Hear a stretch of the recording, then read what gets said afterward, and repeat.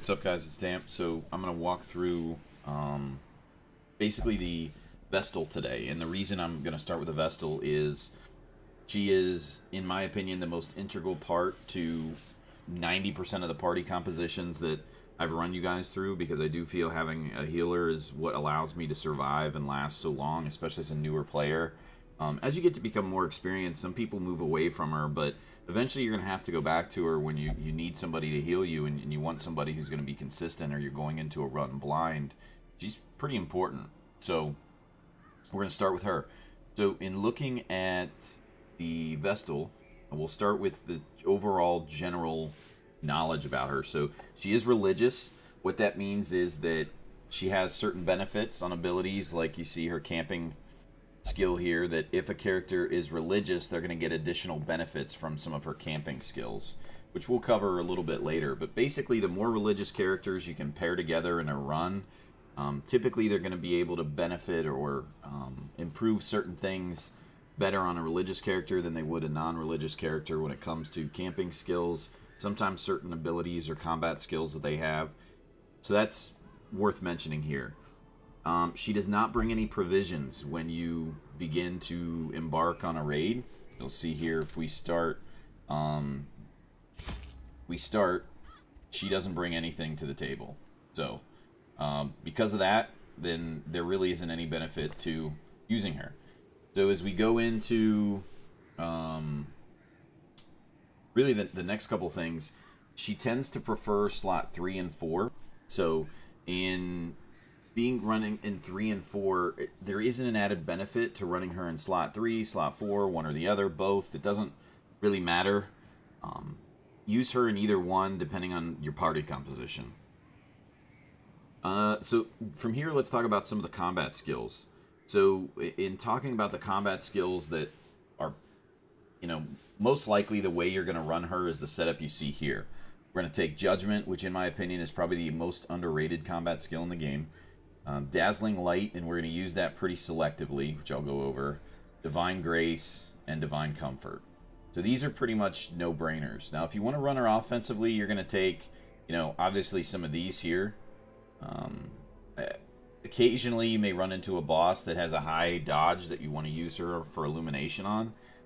But pretty much what you're going to run standard most of the time are going to be these. So we'll talk kind of through them real quickly. So in taking Judgment, one of the added benefits is that it also heals her on top of dealing damage, and that's why I feel it's so valuable. So some people will say that they prefer to take Slow Draw as a quirk with the Vestal. So let's just say you're going to take Slow Draw because you want her to go pretty much last, so she'll have something to do. In my opinion, I think that's absolutely ass backwards. I think you want her to go, and pretty much everybody, you'd want everybody to have max out speed if you could. If that was an option, it would give you a huge advantage to eliminating enemy turns, taking less damage, taking less stress. I get the theory behind it and why they want them to go last, but in my opinion, that's backwards. It's kind of a flawed way to look at it. But so the way I play, and the way I've kind of taught you guys if you've been watching a lot of my videos, is that you're going to play pretty aggressive, and you're going to focus on turn elimination. So what that means, in probably turns 1 through 3, maybe 1 through 4 even, you're going to be using Judgment until somebody, especially on your first few combat interactions in a dungeon, you're probably going to be doing that because you don't have a lot of things to heal. So it's important, if you are going to play aggressively, that you want to keep in mind that the accuracy base of Judgment is kind of low. It's only 100 at level 5. And it does miss from time to time, especially if you have some negative quirks that would impact it differently. So keep that in mind. That is one of the drawbacks to it. We're also going to take Dazzling Light. Dazzling Light is only there for a selective stun in case you need it. Odds are 90% of the time you either need to heal someone or heal your party way more than you need to stun something. Or you could just kill it off with Judgment instead of stunning it. And normally, if you're bringing somebody else to the party, odds are they're going to have a better stun than this, or somebody that isn't as valuable to utilizing stun. So this is selective. Certain boss fights, you'd want to take Illumination and really buff this, because I don't even have it maxed out, so I rarely use it. But to reduce some of the dodge on a mob. So it really, she can debuff. She's pretty good at that, but that's just not the way I play. So these are the 4 we're going to take. So in looking at the camping skills, this is another one that it's pretty cut and dry. I mean, you're going to take Encourage. I usually recommend, very rarely does somebody have 4 super good camping skills where you're not going to take Encourage. The value of this is pretty decent. So you're also going to take Bless, you're going to take Pray, and you're going to take Sanctuary. So the reason I don't take Chant is primarily just based off of the fact that I normally don't run all religious characters with this. But if you are going to run more religious characters, then this falls off, and this is what you would take. The reason Sanctuary is important to me is because I am trying to go through the entire dungeon and without using my campfire. Now, if you're a newer player, you're going to use that campfire probably much earlier on to try and get you some of the added benefits and buffs. But I'm running Sanctuary because if I'm camping at the very end, I want to be able to prevent that ambush at the end. Now, there may be some other characters that you're running with that may be more efficient from the time cost standpoint, and by all means, if that's the case, take them. But this is just to prevent the ambush. It's not based off of the morality debuffs that you see there. You're going to take Pray simply over Chant, primarily because the prot bonus, in my opinion, especially to a newer player, is more important than the negative 20% stress bonus. Odds are, if you're a newer player, you're probably taking a bunch of stress anyway. So in looking through this, we're going to take these 4 as our camping skills. You've got Chant, Pray, and you've got Sanctuary if you're going to run Religious. If you're not going to run Religious, you're going to probably run Bless, just in case you need somebody to dodge tank. Pray and Sanctuary, and obviously you're going to run Encourage. So probably looking through the quirks I mean, you could take a ton of different quirks, but I'm just going to focus on a few things you want to look for, in my opinion. Speed is really important. I think that's very, very, very important. Prot can be really good. Like you'll see, you have Hard Skin here. I have Unyielding locked. Ignore this. This is actually a character probably from week 15 of this playthrough that's lasted this long. So ignore Unyielding being locked here. But really the ones you're going to focus on are probably Negative Stress for her, because you sure as hell don't want her getting Affliction. Speed is really important. I think those are probably the 2 that I would lock in for sure.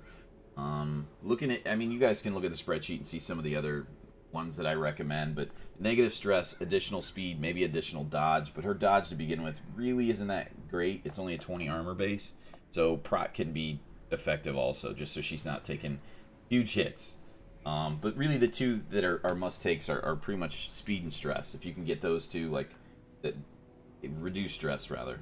So increase speed, reduce stress, those are great for her. So looking at the trinkets, same thing with trinkets. You can go a lot of different ways. I'm kind of going to show you a few that I would recommend. So Feather Crystal is not a must-take, but I think it's probably, in my opinion, the best trinket for her. And then this one has reduced stress. That's why I would bring it. But you can see negative 33% damage, which does hurt your judgment a little bit, and negative 3 speed. I'm not going to use the stun chance very often, so that really doesn't bother me. She does get additional healing skills. However, when we look at her healing skills, plus 33% healing, you got to remember the values are truncated. So let's say she heals for 10. We'll just say she crits for 10, that becomes 13. But if she's critting for, she's healing for 7, an increase of, 33% really isn't much when you look at it. So keep in mind, do the math before you value that really well. I'm kind of taking this because of the negative stress, if I'm going to take it. But this is one I see a lot of people play with. I personally don't use this as much, but I can see the value in the negative stress. But the negative speed is normally too much for me to offset.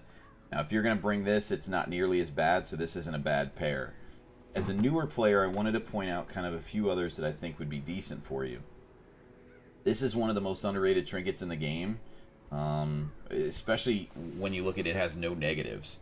So it doesn't have a lot of, it may allow you to have an extra 1 or 2 hit points to heal, but there's no negative to it. So if you get this early on in the game, it can really help. Those 1 or 2 hit points can really help at a lower level.